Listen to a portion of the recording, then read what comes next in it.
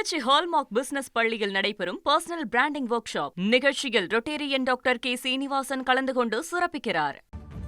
மேகதாது அணை திட்டம் குறித்து விரிவான திட்ட அறிக்கை சமர்ப்பிக்க கர்நாடக அரசிற்கு உச்சநீதிமன்றம் அனுமதி வழங்கியிருக்கிறது.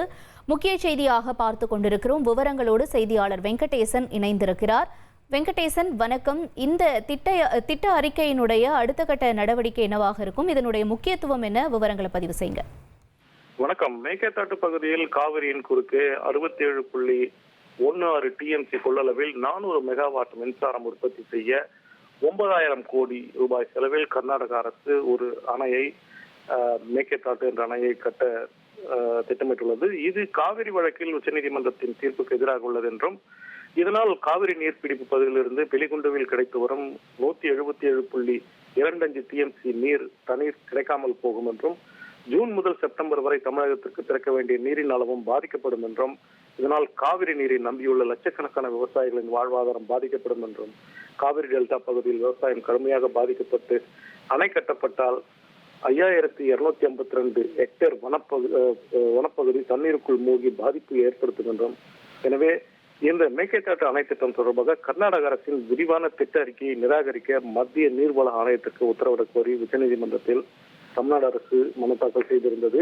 இந்த மனு கடந்த 4 ஆண்டுகளாக நிலுவையில் இருந்து இன்று உச்சநீதிமன்ற தலைமை நீதிபதி BR கவாய் தலைமையிலான அமர்வு முன் விசாரணைக்கு வந்தது. இதில் இருதரப்பு வாதங்களையும் விரிவாக கேட்டறிந்த உச்சநீதிமன்றம் இந்த மேகதாட்டு அணை திட்டம் தொடர்பாக கர்நாடக அரசின் விரிவான திட்ட அறிக்கையை நிராகரிக்க கோரிய தமிழ்நாடு அரசின் மனுக்கள் அனைத்தையும் தள்ளுபடி செய்தது. குறிப்பாக இந்த விவகாரம் தற்போது தொழில்நுட்ப நிபுணர்கள் அடங்கிய அந்த காவிரி நீர் மேலாண்மை ஆணையம், காவிரி நீர் ஒழுங்காற்று ஆணையம் ஆகியவற்றின் பரிசீலனையில் இருப்பதால் இது முன்கூட்டியே இந்த விவகாரத்தில் உச்சநீதிமன்றம் தலையிட முடியாது என்றும், இந்த விவகாரத்தில் அனைத்து அம்சங்களையும், குறிப்பாக காவிரி வழக்கில் உச்சநீதிமன்றம் அளித்த அனைத்து அம்சங்களையும் ஏற்கனவே காவிரி நீர் மேலாண்மை ஆணையம், மத்திய நீர்வள ஆணையமும் கருத்தில் கொண்டு உரிய உத்தரவு பிறப்பிக்கும் என்பதால் இந்த விவகாரத்தில் தற்போதைய நிலையில் தலையிட முடியாது என தெரிவித்து தமிழ்நாடு அரசின் மனுவை தள்ளுபடி செய்துள்ளது. இதைத் தொடர்ந்து கர்நாடக அரசு தற்போது அந்த விரிவான திட்ட அறிக்கையை தாக்கல் செய்து, இதைத் தொடர்ந்து இந்த அணை திட்டம் தொடர்பாக ஒரு விரிவான திட்ட அறிக்கையை மேலும் அவர்கள் புதிய திட்ட அறிக்கையை தாக்கல் செய்வதற்கும் ஒரு வாய்ப்பு ஏற்பட்டுள்ளது. இது சற்றே பின்னடைவாக பார்க்கப்படுகிறது. இருப்பினும் காவிரி வழக்கில் உச்சநீதிமன்றம் அளித்துள்ள அந்த தீர்ப்பின் அனைத்து அம்சங்களையும் காவிரி நீர் மேலாண்மை ஆணையமும் மத்திய நீர்வள ஆணையமும் கருத்தில் கொள்ள வேண்டும் என்ற உத்தரவு சாதகமாக பார்க்கப்படுகிறது. இப்ப இந்த விவகாரம் தொடர்பா அடுத்தபடியா தமிழக அரசு தரப்பிலிருந்து மேற்கொண்டு வேற ஏதேனும் நடவடிக்கை எடுக்க வாய்ப்பு இருக்குமா இந்த வழக்குல? ஏன்னா இப்ப உச்சநீதிமன்றம் அனுமதி வழங்கியிருக்காங்க அப்படின்ற பட்சத்துல அடுத்து என்ன பண்ண முடியும்?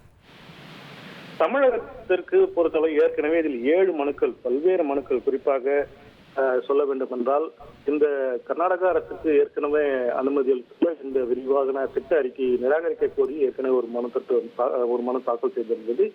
இந்நிலையில் இதனிடையே மேகதாட்டு அணை மற்றும் குடிநீர் திட்டம் ஆகியவற்றை தொடர்பாக விரிவான திட்ட அறிக்கை தாக்கல் செய்வதற்கு காவிரி அரசின் காவிரி நீர்வாரி நிகாம் நிறுவனத்துக்கு மத்திய நீர்வள ஆணையம் அந்த கடந்த 2018ஆம் ஆண்டு ஒரு அனுமதி அளித்தது. அதுக்கு தடை விதிக்க வேண்டும் என்றும், குறிப்பாக இது தொடர்பாக மத்திய நீர்வள ஆணையம் அளித்த கடிதத்தை திரும்ப பெற வேண்டும் என்றும் ஒரு மனு தாக்கல் செய்திருந்தது.